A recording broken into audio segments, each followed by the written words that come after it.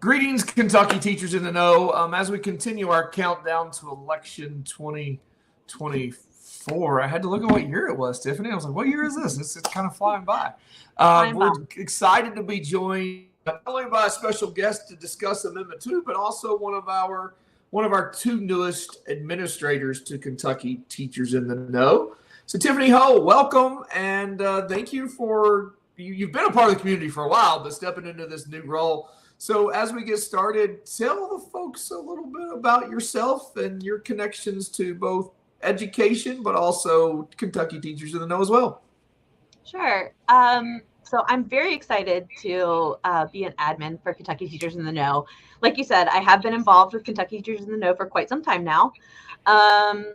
I was a Kentucky public education teacher. I have my elementary education degree, a master's in general curriculum, a master's in teacher leaders, and an ESL endorsement. So I have taught elementary and then middle and high school for ESL. So kind of a lot of different varying grades and also different populations. I live in northern Kentucky, the northernmost part. I'm just outside Cincinnati, Ohio. And Northern Kentucky is a very highly saturated area with Catholics. And so there's a lot of parochial schools in my area. I have also taught parochial. And so I feel like I have a unique perspective in that I've taught both private and public sector in Kentucky. I actually got involved with Kentucky Teachers in the Know in about 2018 and quickly realized that Allison Sloan was voicing a lot of political issues that I agreed with. And at the time I was working in a public school, and I kept up with Kentucky Teachers in the Know, became pretty active within the group, just commenting and, really getting involved in conversations that were important. I became fast friends with Allison because we do have a lot of similarities and mindsets. I will say I graciously accepted the Conference for a Cause as the cause in 2021. So always appreciative to the group for that. Since then, I have stepped away from Kentucky education.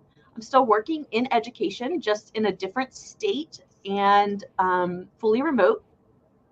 And I don't teach anymore, but I work, like I said, for another state's virtual academy, and I help run a platform that the school built for themselves to use. And so I run that platform, and I run the developing team that maintains and enhances that platform as well. So that's sort of where I have come from in education, and where I am now as an admin for Kentucky Teachers in the Know. I've already learned so much so fast. There are so many requests daily for new members, which I cannot believe the sheer volume of educators or other people who work in education in Kentucky who want to be part of this group. It's very promising, I think, for the future of Kentucky. It's really endearing to see that membership constantly be going up. And I've also learned a lot about the request to post, and it's an odd time because of the election, and I know that, but a lot of great questions come through as an admin that you get to see, and I've enjoyed that so far. Yeah, absolutely. Literally, I think we announced a couple of new admins on Monday, and then literally on Tuesday, which was a week ago Tuesday, and I had talked to Allison, and I said Amendment 2 is just not enough on the radar of people in the trenches, and I said we need to do something to kind of raise that awareness. So literally, you've been a part of those conversations about seeing the real things that teachers are doing every day and why this group means so much to them. But then at the same time, the concern that we've also balanced out of saying if we don't really grasp this situation and own it, what Amendment 2 can do, I've called it a Trojan horse. I've called it a lot of different things, and I think that's where, with teachers. So with Amendment 2, Tiffany, you have a very unique perspective, and you kind of hinted that a little bit. But break that down a little bit for us as far as this conversation between private, public, Sure. and Amendment 2, and kind of that greater narrative out there. So not only have I taught public and private in Northern Kentucky, but we have great public schools in Northern Kentucky, and I actually personally choose to send my children to a private school locally. So I think my perspective is a little bit different, because you'll find that private schools are all yes on Amendment 2. And I am not, as a parent of 2 private school children. I am still a huge advocate for public education. And in the state of Kentucky, that means saying no to Amendment 2. Yeah. Yeah. And in areas like Northern Kentucky, people will also kind of be seeing the Al Cross interview. We talked about Lexington and Louisville, and how school choice exists there. But it's going to be an interesting election because the urban vote is really going to be split up over this issue. And when we look at our rural areas and our rural schools, which are the vast majority of the geography of Kentucky, getting teachers in the know in those areas about the potential impacts on budget and funding, I think that's how you balance out the thing. A lot of the things that people are saying about school choice and students, there's some truth to that. But the pattern we see, and when this has happened in other states, a business model does not fit education. And I think that's the biggest fear we have, is the impact it's going to have on every public educator.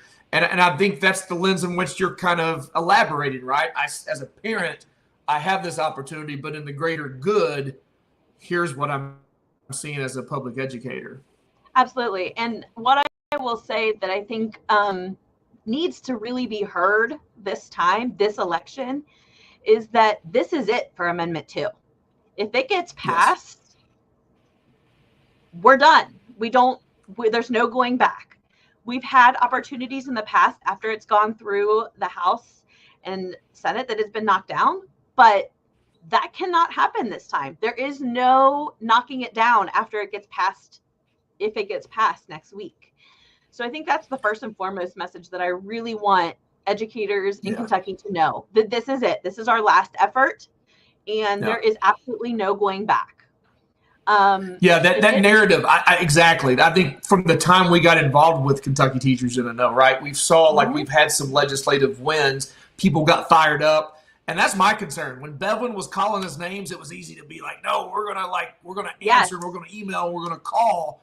And then as a whole, we've kind of went asleep at the wheel a little bit, and things have gotten through, and then the court system has bailed us out. But to your point, there's no longer a bailout. You change the state constitution. There's no bailout. And I think it's harder to see clearly what Amendment 2 could possibly do when it's not being directly attacked per se. You're right. With Bevin, it was like he was getting on the in front of a camera and saying really rude things, which is really easy to respond to, right? It's almost like that was our call to action as educators, is the response to Bevin's very direct, demeaning remarks. There's not that call to response for Amendment 2, aside from groups like Kentucky Teachers in the Know coming together as a unified group and saying no to things like Amendment 2. I think that, as a parochial school parent, obviously there are ways I would personally benefit from saying yes to Amendment 2. There would be a personal gain there. But if you look at education in Kentucky, overall, this is a bill that is going to potentially deconstruct Kentucky education as a whole. As you said, education is not a business, and you can't apply business principles and business policy to education policy and education principles. And the teachers and the custodians and the bus drivers and all of those in Kentucky, teachers in the know, in the group, really need to know what is voting yes on Amendment 2 going to do to me. And it's going to cause defunding. It will. Inevitably, it will cause defunding. There's a lack of transparency in parochial schools that you cannot force, that you're not going to get back. So if we start funneling funds into those parochial schools, then we don't know where our money may or may not be going, and we don't know whether it's beneficial or not, because we don't get a school report card. We don't get transparency in how students are doing. They don't take state testing. So how are we going to comparably compare students who previously were in public schools, but because of Amendment 2 would be in a parochial or private school, to all the rest of the public schools and those students still left? You can't compare them because there is no transparency, or not enough transparency, in private education. Yeah. Well, Tiffany, thank you for stepping up in this capacity. You know, you get the same paycheck I do as an administrator, so it's all volunteer based. We produce no revenue, no income. We're just here for the good of educators and connecting educators. And I hope educators across this group, it can be a very powerful voice. We're trying to make everything that we can also on our public page, not just within the private community. And I know you joined me in saying, I don't want to wake up November 6th and wish I would have done something more, right? What more could I have done, should I have done, talking to my neighbors, sharing posts. We can't replicate 3 or 4 mailers in our mailbox every day. That takes a lot of money to do that. But what we can do within this group by liking, commenting, sharing, and amplifying that message and making sure that every one of our neighbors and friends understands the importance of voting no on Amendment 2. So thank you for joining us. Thank you for this conversation. And I look forward to continuing to work with you and helping serve all educators across Kentucky. Same. Thank you very much. I appreciate your time.